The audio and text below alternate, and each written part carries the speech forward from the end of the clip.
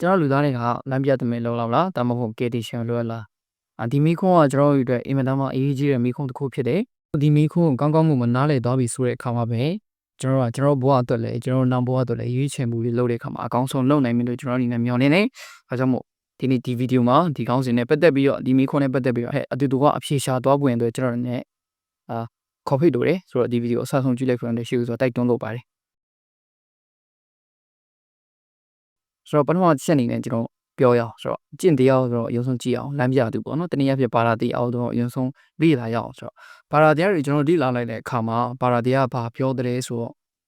ပါရာတရားတွေအားလုံးရဲ့အချုပ်ကပေါ့နော်ဘာပြောတယ်ဆိုတော့မကောင်းတာကိုရှောင်ရမယ်ကောင်းတာကိုဆောင်ရမယ်ဆိုတော့ပြောပါပြီဆိုတော့မကောင်းတာကိုရှောင်တယ်လို့ပြောတဲ့အခါမှာကျွန်တော်ကိုကျင့်တရားပဲပြောတာလည်းမဟုတ်ပဲနဲ့ကိုခန္ဓာကနေပြုမိတဲ့အမားတွေကိုပဲပြောတာမဟုတ်ပဲနဲ့ခန္ဓာကိုယ်ကနေလှုပ်တဲ့အမားကျွန်တော်ရှောင်ရမယ်စိတ်ကနေပြစ်မှားတဲ့အမားရှောင်ရမယ်နှုတ်ကနေပြစ်မှားတဲ့အမားရှောင်ရမယ်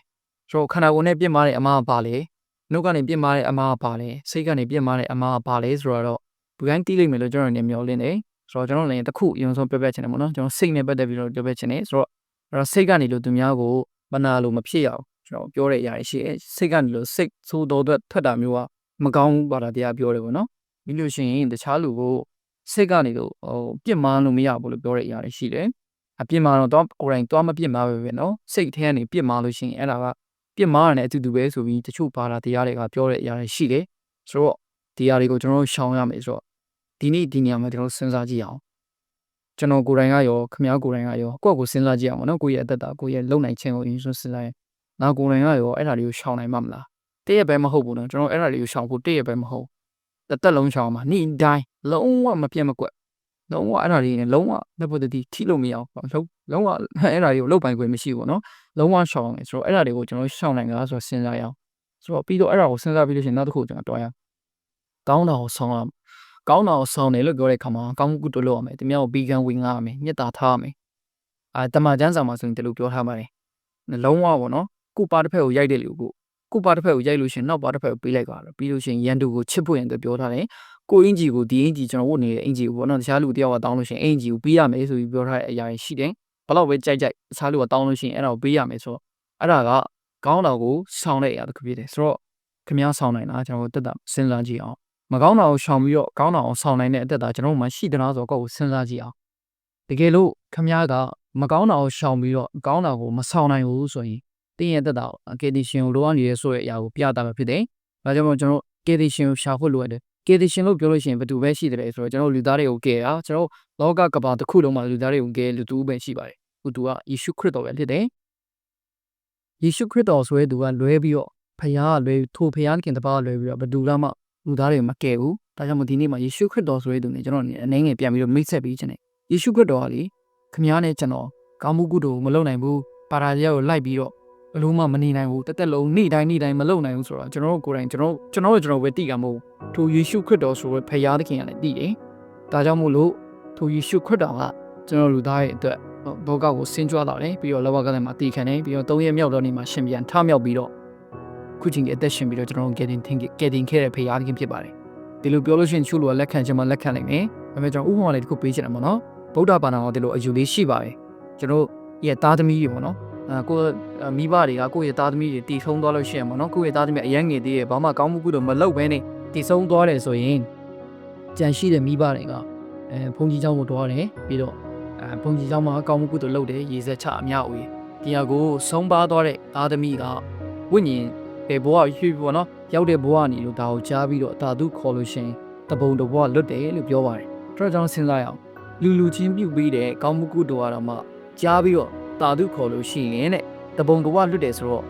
ကျွန်တော်ဖခင်သခင်ဖြစ်တဲ့ယေရှုခရစ်တော်ကျွန်တော်လူသားတွေအားလုံးတဲ့လောကကတိုင်းမှာသူ့ရဲ့အသွေးကိုတွန်းပြီးတော့ပြုတ်ပေးခဲ့တဲ့ကောင်းမှုကုသိုလ်ကိုယုံကြည်ပြီးတော့ဝန်ခံလို့ရှိရင်ထာဝရလွတ်တယ်ဆိုတော့မဖြစ်နိုင်စေအကြောင်းမရှိပါဘူးဒါကြောင့်မို့ဒီနေ့ကနေကျွန်တော်ခွန်အားပေးခြင်းနဲ့သူယေရှုခရစ်တော်ကိုခေါ်ကြည့်ပါမန်နီကတက်ရှင်တဲ့ဘုရားသခင်ဖြစ်တယ်ဒီလိုပြောလို့ရှိရင်လည်းချိုးရောက်လည်းလက်မခံဘူးနော်ဒီတက်ရှင်တဲ့ဘုရားသခင်ဖြစ်တယ်လို့ပြောရတယ်လက်မခံဘူးနော်ဘာလို့လဲဆိုချိုးရောက်တယ်လို့ပြောရယေရှုခရစ်တော်ကပုံပြင်ပဲပေါ့နော်ချိုးကြောက်လည်းကျွန်တော်တို့တန်တာကြီးတပုတ်ကိုပုံပြင်တပုတ်ကိုယုံကြည်တဲ့သူတွေလို့ပြောကြတယ်ဆိုတော့ကျွန်တော်ဒီနေရာနေအဲ့လူတွေကိုကျွန်တော်ပြောချင်တယ်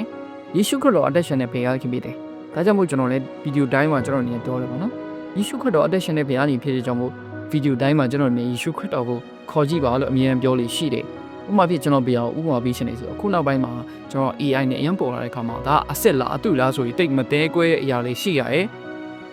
ဆိုတော့တချို့လူကြောက်လဲကျွန်တော် AI လို့ထင်ကောင်းထင်နေမယ်ဥပမာပြရပါတော့ကျွန်တော် AI လို့ထင်ကောင်းထင်လိုက်မယ်ဒါပေမဲ့ကျွန်တော် AI မဟုတ်ဘဲနဲ့ကျွန်တော်လူအစ်စ်ဖြစ်နေတဲ့ခါမှာ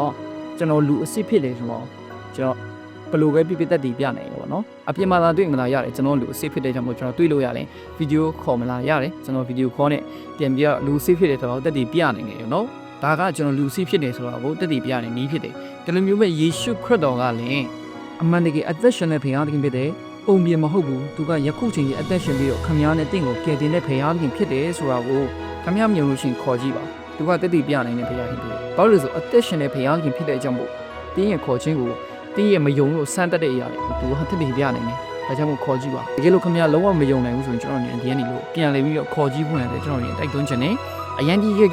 ခေါ်စရာမလိုဘူးအိုးဘုရားသခင်ညအသက်ရှင်တဲ့ဘုရားကျွန်တော်ကယ်တင်တဲ့ဘုရားလားဒါဆိုရင်တက်တည်ပြပါဆိုပြီးခေါ်ကြည့်လို့ရပါတယ်ဒါကြောင့်မို့လို့တင်းကဘာသာတရားတွေကိုလိုက်စားပြီးတော့နောက်ဘဝမှာကောင်း